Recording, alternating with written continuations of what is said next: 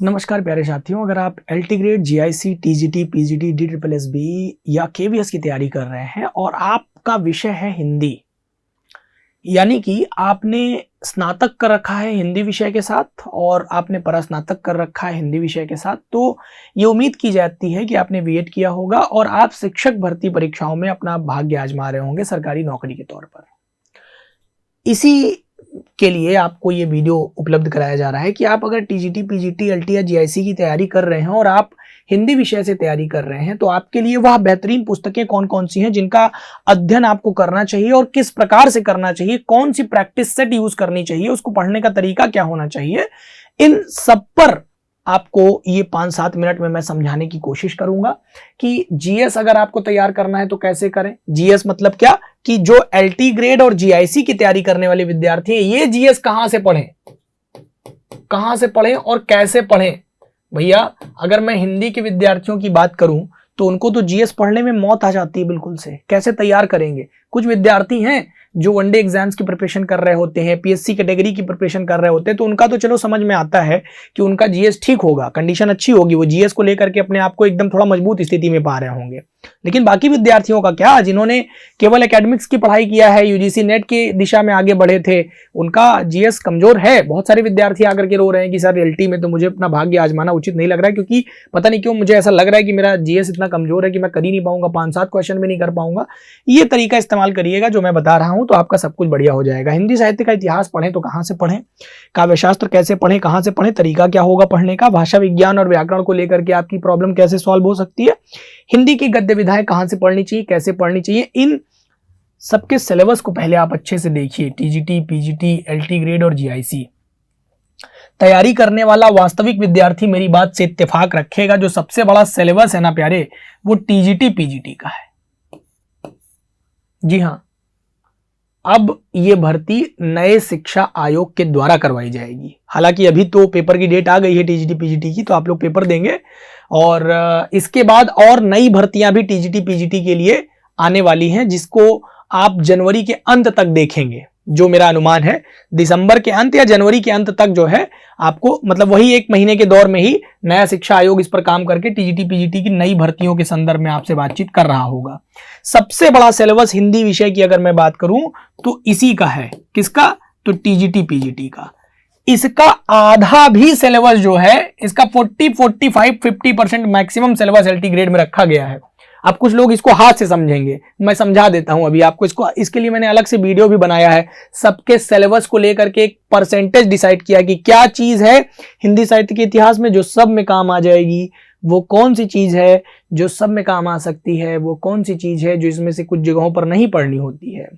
आइए, ऐसे ही जीआईसी प्रवक्ता का सिलेबस अच्छा खासा भैया, इसमें आपको मेहनत थोड़ी सी जोरदार करनी पड़ेगी।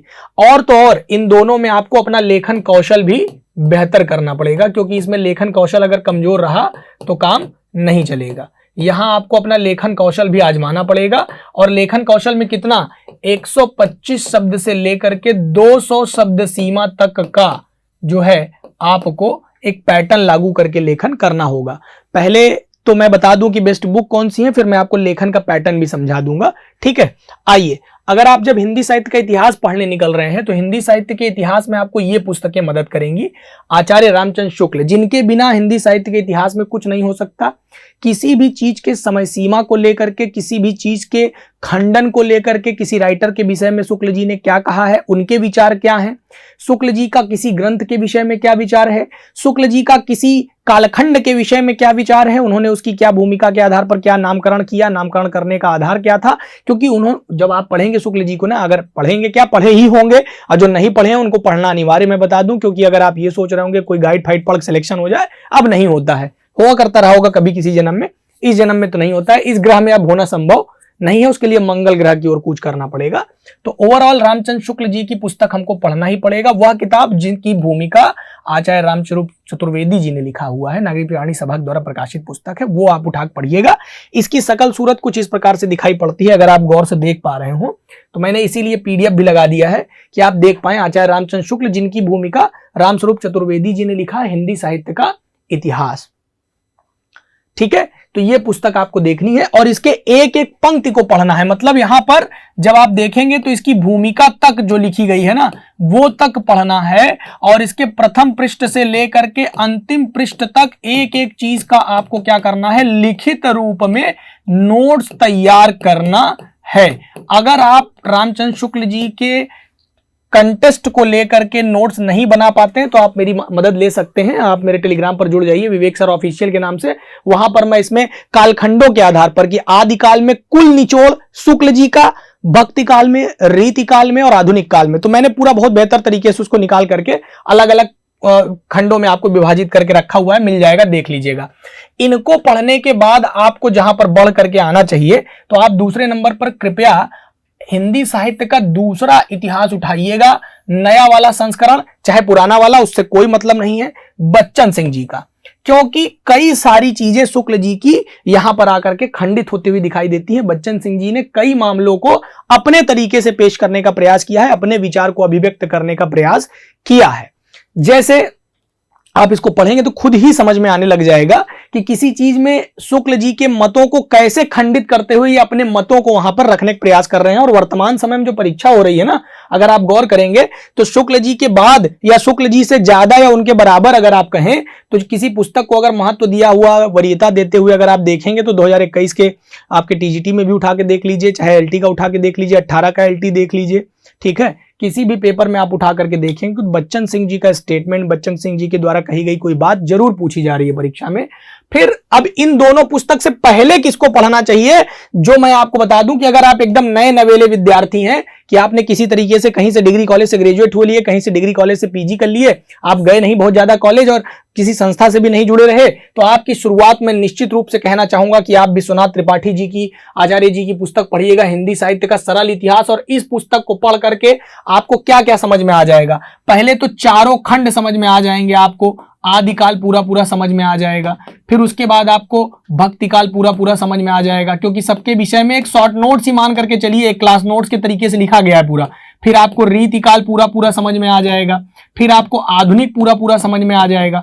इसमें गद्य विधाओं के संदर्भ में भी बातचीत की गई है, ठीक है, तो थोड़ा थोड़ा आपको गद्य विधाओं के विषय में भी मोटी मोटी जानकारी मिल जाएंगी। तो आपको एक रफ आइडिया लग जाएगा मन में, पूरे ये जो इतिहास खंड है पूरे 900 सालों का, ये आपको पूरा पूरा एक रफली आइडिया लग जाएगा। तो इसको उठा करके एक बार आप जरूर देख लीजिएगा। इससे पढ़ने के बाद फिर प्रक्रम में आप दूसरे नंबर पर यहां आइएगा, फिर तीसरे नंबर पर यहां जाके पढ़िएगा। हाँ, अगर संभव हो तो दोनों को आप एक अलग अलग टाइम बना करके, कि मॉर्निंग का टाइम बना करके शुक्ल जी को पढ़ लीजिए और इवनिंग का या नाइट का टाइम बना करके आप बच्चन सिंह जी को पढ़ लीजिए। इनका दूसरा इतिहास, इनकी एक पुस्तक और आती है, हिंदी आधुनिक हिंदी साहित्य का इतिहास, आधुनिक हिंदी साहित्य का इतिहास। तो ये दोनों किताबें इनकी आपको पढ़नी है, आधुनिक हिंदी साहित्य का इतिहास। तो ये जो है आपको दोनों पुस्तकें बच्चन जी की पढ़नी होती हैं। और पीछे आ जाइए तो मैंने आपको बता दिया बच्चन सिंह जी की 2 किताबें, डॉक्टर नगेन की किताब से आप उठिएगा और रीति काल से लेकर के आधुनिक तक का पूरा मामला, रीति से लेकर के आधुनिक तक का ना पढ़ पाइएगा तो केवल आधुनिक का मामला उठा करके अगर देख पाए तो बहुत अच्छा, नहीं तो इतना कर लेने पर भी आपका काम हो जाएगा, रुकेगा नहीं। फिर आप रामचंद्र तिवारी जी की बड़ी मोटी सी किताब होती है, रामचंद्र तिवारी जी की गद्य विधाओं पर, इससे श्रेष्ठ किताब अभी तक मार्केट में उपलब्ध नहीं है, न हो पाएगी, सर्वश्रेष्ठ पुस्तकों में से एक है। इसमें पढ़ना क्या क्या है, सभी गद्य विधाओं में, जैसे आप उपन्यास उठाइए तो सभी उपन्यासों का इतिहास पहले लिखा हुआ है कि उपन्यास का इतिहास क्या है, उपन्यास होता क्या है, कब से माना गया है उपन्यास का आरंभ, किस उपन्यास को पहला उपन्यास, खंडित कर करके, जैसे शुक्ल जी इतिहास में, हिंदी साहित्य के इतिहास में अपना परचम लहराते हैं, वैसे रामचंद्र तिवारी जी गद्य साहित्य के इतिहास में अपना एक छत्र राज करते हुए दिखाई पड़ते हैं।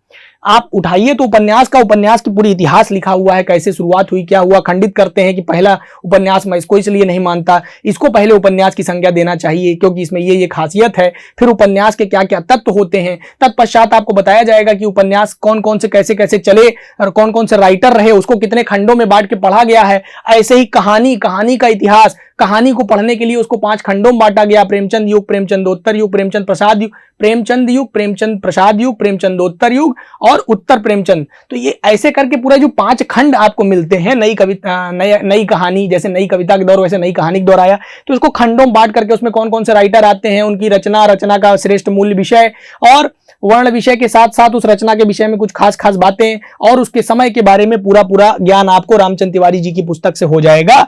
और एक किताब और अगर मौका मिले तो जरूर आपको अपने आप को मजबूत बनाने के लिए, लेखन में और अच्छे सुधार के लिए हिंदी साहित्य और संवेदना का विकास जो ग्रंथ है इसका अध्ययन कर लेना चाहिए, जिसकी सूरत कुछ इस प्रकार से दिखाई पड़ती है।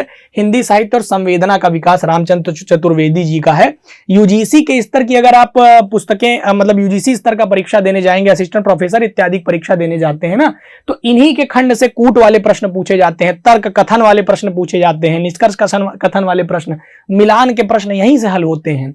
और उसके बाद आपको पढ़ना चाहिए भाषा विज्ञान। भाषा विज्ञान से आज के समय में चाहे आप एलटी दीजिए, यूजीसी दीजिए, यूजीसी में पूरा 10 क्वेश्चन, पूरा एक 20 नंबर का एक खंड ही है पूरा अलग से।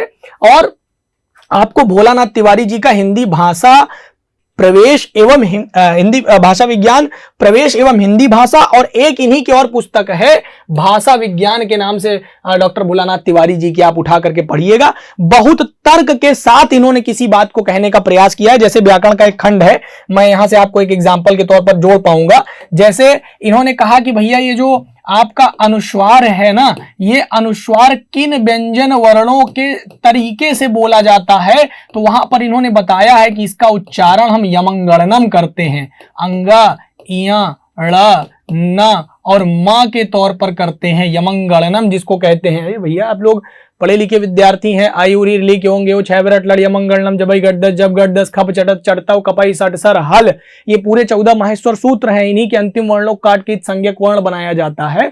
अब यहीं से जो है पूरा सूत्र निकल करके आया है। तो जिस प्रकार पंडित भोलानाथ तिवारी एकदम इस प्रकार के भाषाविद हैं कि भाषा के एक एक खंड के एक एक तर्क को निकाल करके पूरा वहां पर पेश कर दिए हैं। तो आपको तर्क के साथ यदि भाषा विज्ञान समझना है, क्योंकि भाषा विज्ञान की समझ नहीं होगी तो साहित्योतिहास की समझ नहीं विकसित कर पाएंगे।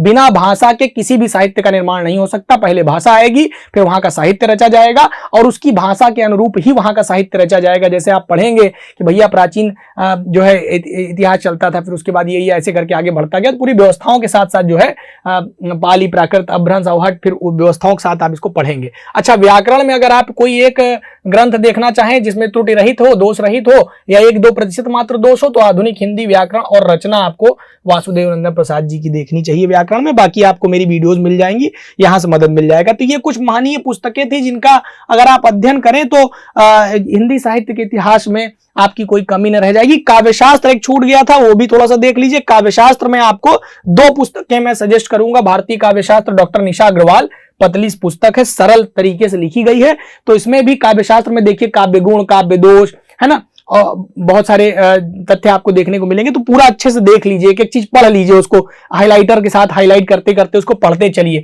अच्छा, भारतीय काव्यशास्त्र आपको तारकनाथ बाली जी की पुस्तक मिल जाएगी, बहुत बढ़िया तरीके से भी लिखी गई। तो दोनों में से आप कोई भी एक किताब पढ़िए, दोनों पढ़ने की जरूरत नहीं पड़ेगी। और शुरुआती दौर में आप चाहें तो यहां से वहां तक का सफर तय कर सकते हैं। थोड़ी मोटी किताब है, इसमें विश्लेषण और तर्क ज्यादा मिलेंगे, इसमें कम मिलेगा, इसमें केवल मोटी मोटी बातें लिख दी गई है बस। तो ये रहा आपका पूरा का पूरा इस वीडियो का सार। कैसा लगा शेयर करिएगा, सब्सक्राइब करिएगा और बताइएगा मुझे कमेंट बॉक्स में अगर कोई बात मुझसे छूट गई हो, अगली वीडियो किस पॉइंट पे चाहिए आपको हिंदी विषय में, तो मैं आपके साथ जुड़ूंगा। नमस्कार, धन्यवाद।